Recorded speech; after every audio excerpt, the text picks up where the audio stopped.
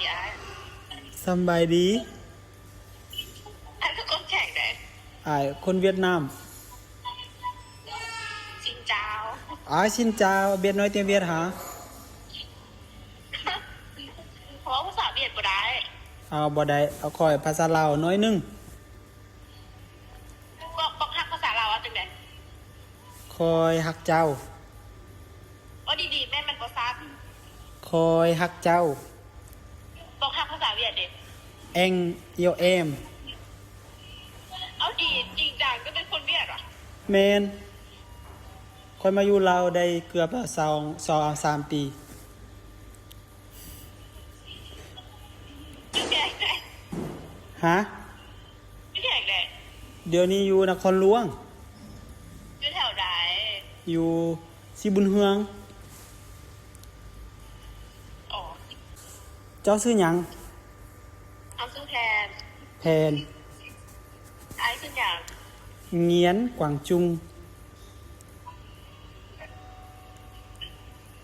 จริงจัง อ้าวก็จริงจังคนเวียด เขายานจนตัวนะ คอยบ่เคยตัว ไปเล่นหมอบอก ไปลิ้นใส่ นี่นะไกลๆเขาจะนั่งซิวมันเป็นทางนั่งซิวอยู่นี่นะ โอเคได้ภาษาเวียดภาษาลาวน้อยหนึง บ่ยานทักตัวเหรอ เอาเจ้าสิตัวเฮาวะ ท่ากัน เอาสั่นบ่ไปหลายย่านแล้วซะ ได้เห็นแสงอย่างบอมกิน กระซือ ตาไปหาเจ้าค่ะ เจ้าอยู่คนเดียววะ เอาคนเวียดอีอย่างคุณจักกระสือ คอยเบิ่งหนังเขาเน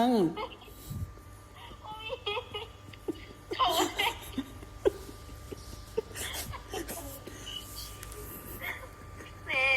ปุ้นยักษ์บอกเลยตะกุ่งยักษ์ เอาเลือดซะเอาไปใส่ละเอาให้ตัวได้ ไอตัวไปหาเจ้าแหละไอเดีย โอเคกินข้าวแล้วหรอซื้อบ้านละ เอา吃了你吃了没แข่งอยู่แม่ง ฮะ เกลียดหูจักผีปอบอ่ะ พี่ปอบฮู้คอยมักเบิ่งหนังเบิ่งหนังไทย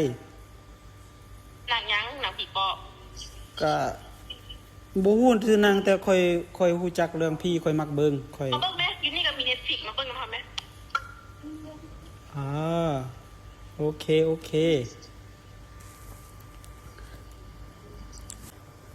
เจ้าจักปีละให้ทาย 19 18 18เกือบถึกเจ้าคิดว่าเฮาจักปีบอกเขาคิดว่าจะสาวปี19อ่ะ15 25 yes แท้ แท้ ไม่ให้ใหญ่ด้วยล่ะ มาซอกเมียคนลาว เขาพันบอก ได้ไป มาแต่งเลยแม่มาแต่งมืออึดเลยบอกแม่มาขอมืออึดเลยไป โอเคคาดองจังได้ล่ะ ค่าดองวะ แม่น ค่าดองฮะลองให้พ่อแม่มาลุมกันเบิ้ง บ่เจ้าเว้ามากมาเฮาจะได้ฮู้จิเกียมโตเจ้ากลับไปเวียดนามเฮาบ่ เดี๋ยวสิบ่ฆ่าค่ะบอก เอาสิขายเฮ็ดหยังมาซอกเมีย เพราะมันก็จะเป็นพวกค้ามนุษย์มันรอเอาคนในแอปอันนี้ บ่แม่น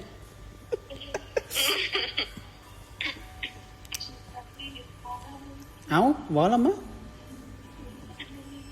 เอาจะแท้ผู้ใดค่าดอกอ่ะ เอาเจ้าเอิ้นมาเฮาจังสิฮู้พิจารณา เขากับบัวสร้างเสีย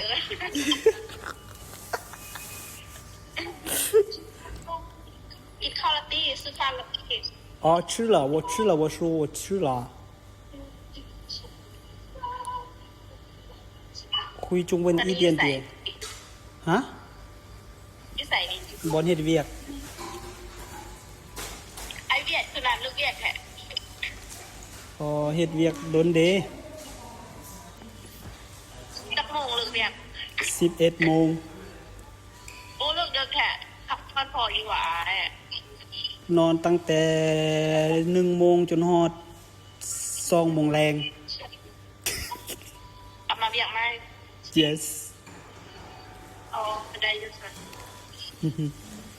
โอเคข่อยเว้าลิ้นซื่อๆข่อยคนลาวแหละ บ่เสื้อคือเก่าว่าเป็นคนเวียดเพราะว่าเท โอเคกูอยู่ อ่ะคอยอัดคลิปไปลง TikTok ได้บ่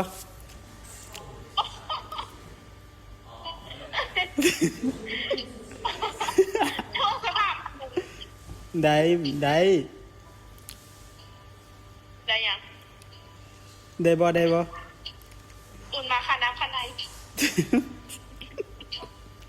บ่มันบ่มีไผเห็นดอกคนติดตาม20 คน22 คน เอาดีจะเอาลงโต้เป็นคนอินโทรเวิร์ตเขาใจบอก มันบ่เป็นหยังดอกมันบ่มีไผเห็น อย่าบอกบอลเขาอยู่ได้ โอเคตัวส่วนนั้นก็สิตัดออก โดยได้ โอเค thank you แจ็คว่าบ่ ฮะ แจ็คว่าบ่วาบ เสียงบอสิวะว่า ไอจอก IG TikTok อ๋อไอจี แจ็คบ่อ้าว ได้ โอเค